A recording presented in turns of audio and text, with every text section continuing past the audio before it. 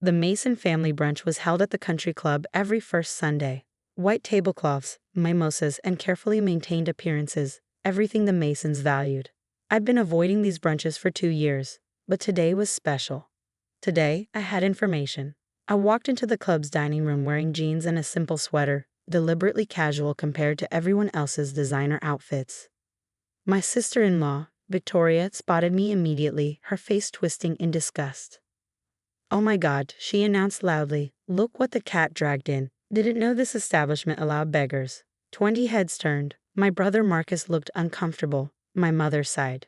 My father didn't even look up from his menu. "Hello, Victoria." I smiled pleasantly and took the empty seat next to Marcus. "Excuse me?" Victoria stood up, her voice shrill. "You can't just sit here. This is a private family brunch. We have standards." "I'm family," I pointed out. "Last I checked, being Marcus's sister still counts." "Sister who dresses like she shops at thrift stores," Victoria sneered. "Sister who drives a 10-year-old car. Sister who works as a—" She paused dramatically. "What is it you do again? Some boring bank job?" "I'm a financial analyst." "How thrilling." Meanwhile, Marcus and I are doing amazing. He just made partner at his law firm, and we're closing on our dream home next week. We're actually successful. She turned to the table. I don't know why she even comes to these things. It's embarrassing having her here. Several cousins laughed. My Aunt Patricia looked away. My mother finally spoke up. "Nicole, maybe you should." "Should what, Mom? Leave? Stop embarrassing Victoria by existing?" I pulled a large manila envelope from my bag and set it on the table. "Actually, I think I'll stay. I have some things to share." "What is that?" Marcus asked, his voice tight. "Documents, information, truth." I looked at Victoria. "You mentioned I work at a bank. You're right. I'm a senior financial analyst at Riverside National Bank. I've worked there for 8 years, moving up from entry level to my current position." "How nice for you," Victoria said sarcastically. "I'm sure it's very fulfilling stamping papers and filing folders." "I don't stamp papers. I analyze financial risks for high net worth clients and commercial accounts. I evaluate creditworthiness, detect patterns of financial fraud, and advise on debt restructuring." I paused. "I also review loan applications and identify red flags." Marcus had gone pale. "Nicole." "Red flags like—" I opened the envelope and pulled out the first document.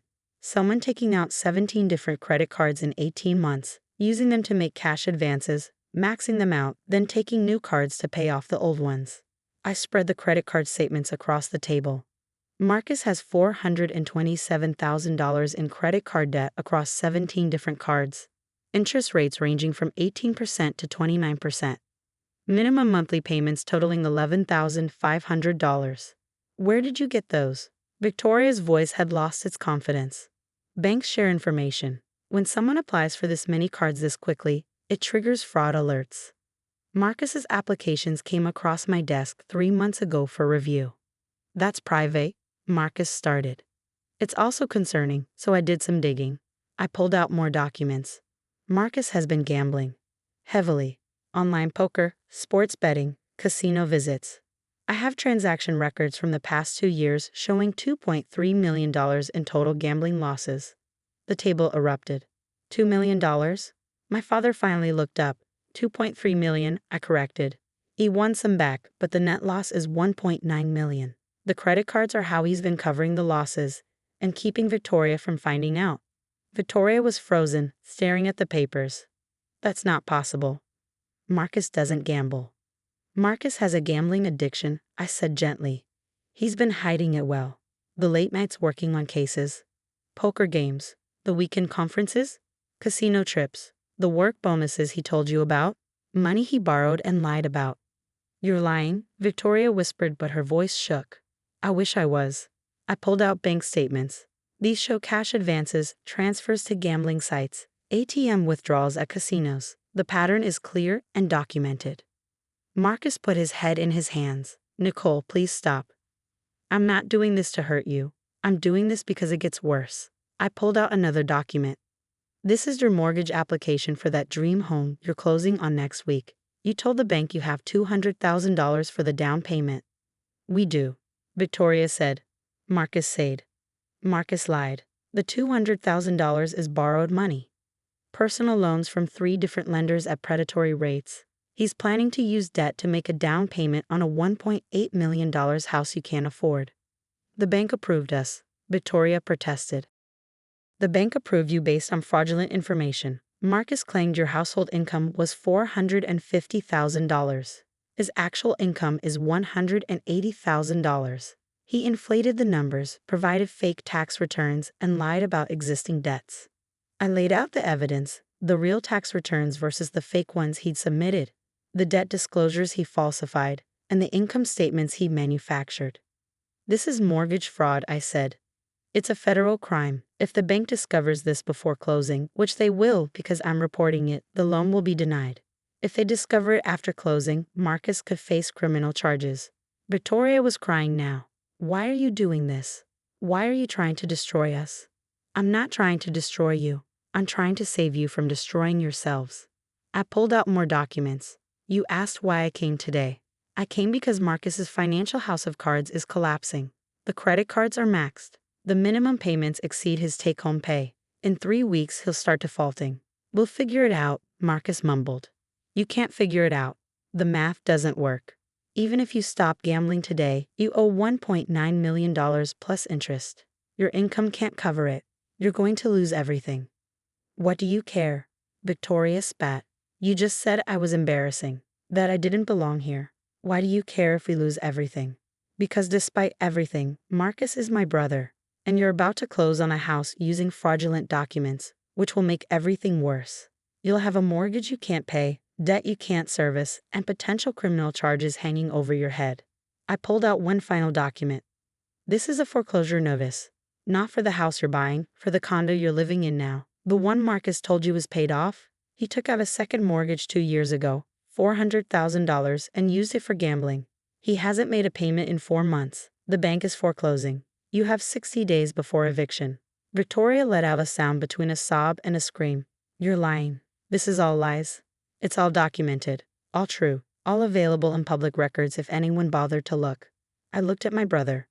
I bothered to look because your loan applications were so suspicious they triggered every fraud alert we have. What are we supposed to do? Marcus asked, his voice broken. First, you cancel the house closing. Tell them you can't proceed. You'll lose the deposit, but that's better than mortgage fraud charges. But that's our dream home, Victoria started. Your dream home was built on $2 million in debt and lies. It was never real. I pulled out another paper. Second, you need help. Real help. I've made an appointment with a gambling addiction counselor for Tuesday. I've also contacted a bankruptcy attorney. Your financial situation is unsalvageable. Bankruptcy is your only option. Bankruptcy? My father finally spoke up. Absolutely not. No Mason has ever declared bankruptcy. Then maybe someone should help Marcus with his $2 million problem. I shot back. Can you write a check for that, Dad? Because if not, bankruptcy is the only way out. Silence. Third, I continued, Victoria, you need to separate your finances from Marcus immediately. Open your own bank account. Move your income there. Protect yourself because when his debts collapse, creditors will come after everything. You're telling me to leave my husband? Victoria asked. I'm telling you to protect yourself legally and financially. Whether you stay married is up to you. But right now, your name is on some of these accounts. When Marcus defaults, they'll garnish your wages too. This is insane, Victoria whispered. This is consequences. Marcus made choices, bad choices for 2 years. Now those choices have caught up to him. I looked at my brother. I'm sorry, I really am, but this intervention needed to happen before you committed federal crimes and made everything worse. Why didn't you tell me privately? Marcus asked. I tried. I called you 4 times last week. You didn't answer. I texted you the first page of your credit report. You blocked my number. I gestured to the table. So I came here, knowing Victoria would make a scene, knowing everyone would be watching, because you needed witnesses. You needed accountability. You needed people to see the truth so you couldn't keep lying. My mother was crying quietly. My father looked as if he'd aged 10 years in 10 minutes. Victoria sat frozen, staring at the documents that had just destroyed her perfect life. I know you hate me right now, I said to Victoria. You called me a beggar, said I was embarrassing, said I didn't belong here. And maybe you're right. I've never fit in with this family's obsession with appearances and status. But I'm the only one who saw what was happening. I'm the only one who cared enough to stop it before it got worse. How could it get worse? Victoria asked bitterly. The mortgage fraud. That's 5 years in federal prison. The foreclosure? That destroys your credit for at least 7 years. The gambling debts? Those people Marcus owes money to? Some of them aren't banks. Some of them are much more dangerous than missed credit card payments. Marcus looked up sharply. What do you mean? I mean $400,000 of your debt is to private lenders, 3 different ones, with interest rates over 40%. The kind of lenders who don't go through legal channels for collection. I pulled out the final papers. These are the loan agreements.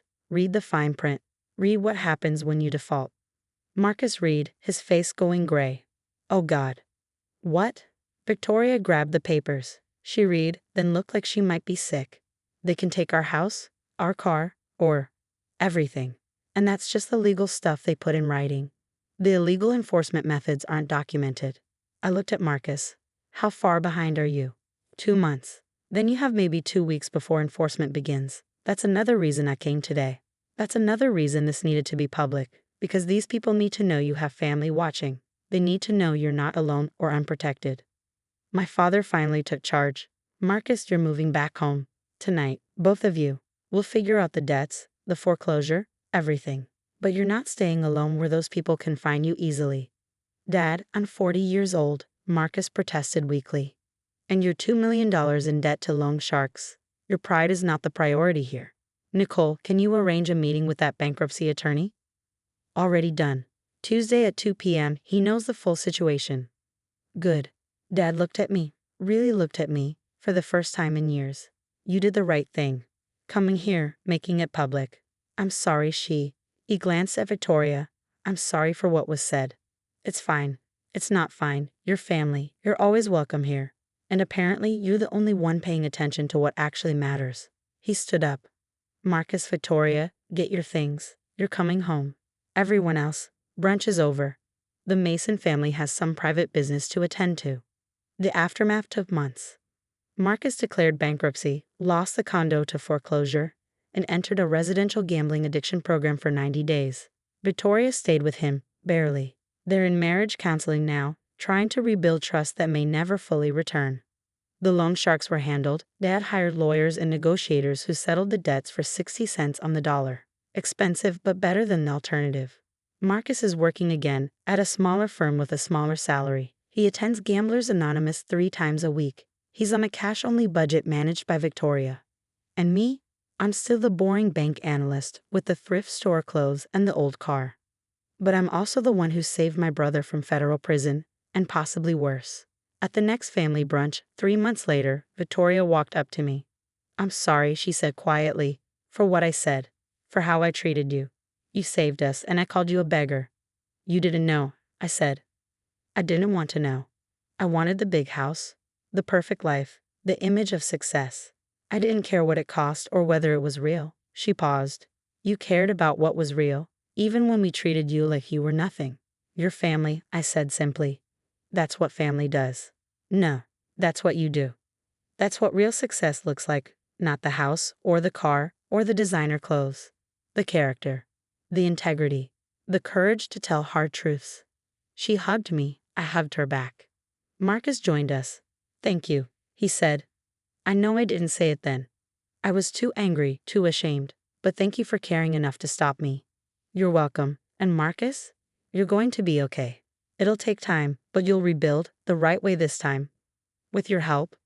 Always. Because that's what family does. Not the fake family that cares about appearances. The real family that cares about each other.